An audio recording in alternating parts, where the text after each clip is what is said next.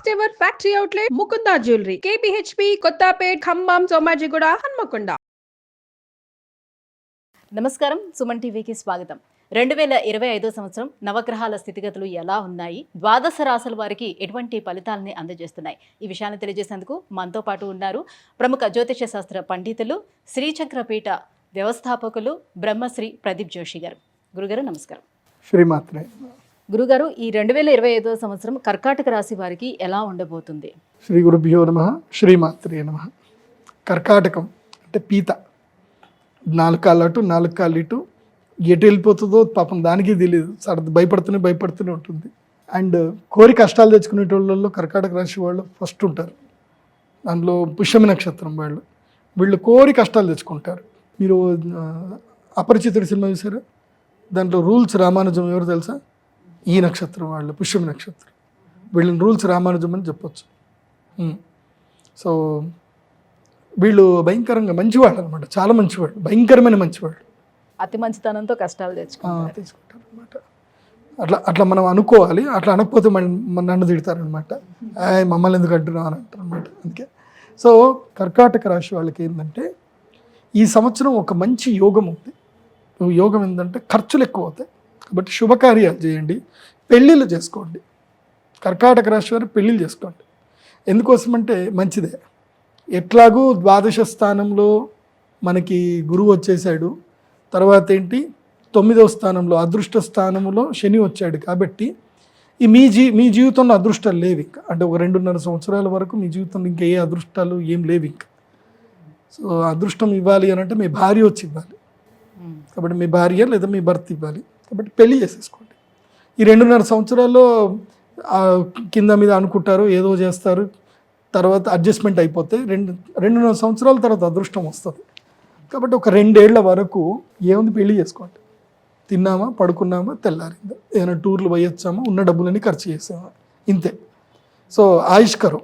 నేను కర్కాటక రాశి వారికి ఏం చెప్తాను అంటే లైఫ్ని ఎంజాయ్ చేయండి. ఇప్పుడంతా ఖర్చులు ఎక్కువ అవుతుంది, పెళ్ళిళ్ళు చేసుకోండి, పెళ్ళిళ్ళు చేయండి. తర్వాత వీలైతే తప్పకుండా హౌసింగ్ లోన్ తీసుకోండి, అప్పుల పాలు అవ్వాల్సిందే. మీరు అప్పుల పాలు అవ్వలేదంటే ఇంకో దగ్గర నుంచి డబ్బులు లాక్కుపోతారు.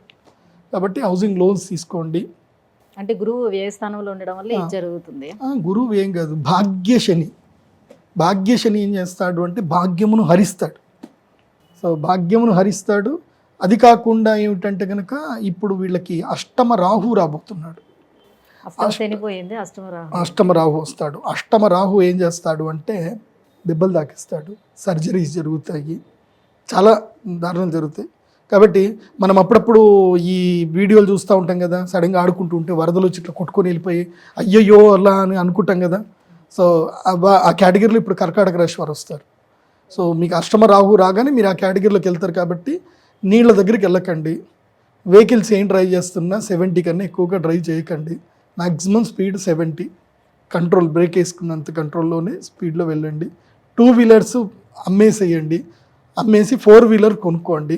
ఎందుకోసమంటే 2 వీలర్లో చిన్న గతుకొచ్చినా పడిపోయి దెబ్బలు తగ్గించుకుంటాం. కాబట్టి తప్పకుండా కారు కొనుక్కోండి అని చెప్తా. కర్కాటక రాశి వారు ఈ సంవత్సరం ఎట్టి పరిస్థితుల్లో మంచి కారు కొనుక్కోండి, చిన్న దెబ్బలు దాకుండా ఉంటాయి. కాబట్టి నేను చెప్తాను కదా, ఆయుష్కరం, ఎంజాయ్ కరం.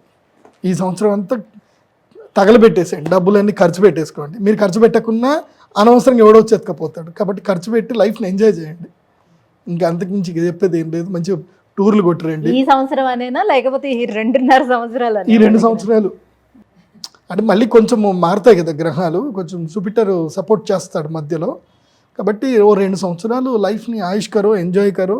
ఉద్యోగంలోనే జాయిన్ అవ్వండి, వ్యాపారాల జోలికి వెళ్ళకండి. ఉద్యోగంలో మీరు ఏదైనా వ్యాపారంలో ఉన్నా నష్టం వస్తుంది అన్నప్పుడు ఆ నష్టాన్ని పూడ్చడానికి మళ్ళీ అప్పు చేసి వడ్డీకి మళ్ళీ అప్పు చేస్తారనుకోండి, నడ్డి విరుగుతుంది. కాబట్టి 2 సంవత్సరాల వరకు ఉద్యోగంలోకి వెళ్ళిపోండి. నేను ఎప్పుడు ఉద్యోగం చేయమని చెప్పను ఎవరికి. ఎందుకు చెప్తున్నాను అంటే అర్థం చేసుకోండి. సో ఉద్యోగస్తులు కొంచెం సేఫ్. ఉద్యోగస్తులకు సేఫ్. ఉద్యోగం చేసుకుంటుండాలి, పని మనకు రిస్క్ లేదురా భయ్. పోయినామా, పని చేసినామా, అయిపోయిందా. మన దగ్గర ఎడిటర్లు ఉంటారు కదా, పొద్దున్నే వస్తారు, టక్ టక్ టక్ పని చేసుకుంటారు, వెళ్ళిపోతారు అంతే. గురుగారు, మరి భాగ్యస్థానంలో ఉన్నటువంటి ఈ శనికి కోసం, అలాగే అష్టమ స్థానానికి వచ్చినటువంటి ఈ రాహు కోసం ఎటువంటి పరిహారాన్ని పాటించుకుంటే కొంతవరకు బయటపడే అవకాశం ఉంటుంది? ముఖ్యంగా వసంత పంచమి, అక్షయ తృతీయ, ఈ 2 రోజుల్లో ఎక్కడ ఎంత పని ఉన్నా వెళ్ళి దైవారాధన చేయాల్సిందే.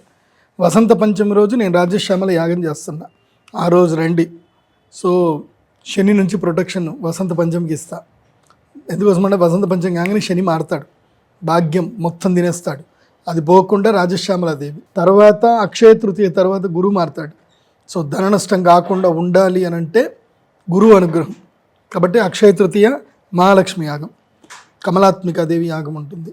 ఈ 2 యాగాలు తప్పకుండా అటెండ్ అవ్వండి, మంచి జరుగుతుంది. గురుగారు, ఈ 2025 సంవత్సరం కర్కాటక రాశి వారికి ఎలా ఉండబోతుంది, ఎటువంటి పరిహారాలని పాటించుకుంటే ఇంకా బాగుంటుంది, ఈ విషయాన్ని తెలియజేసినందుకు ధన్యవాదాలండి. శ్రీమాత్రే.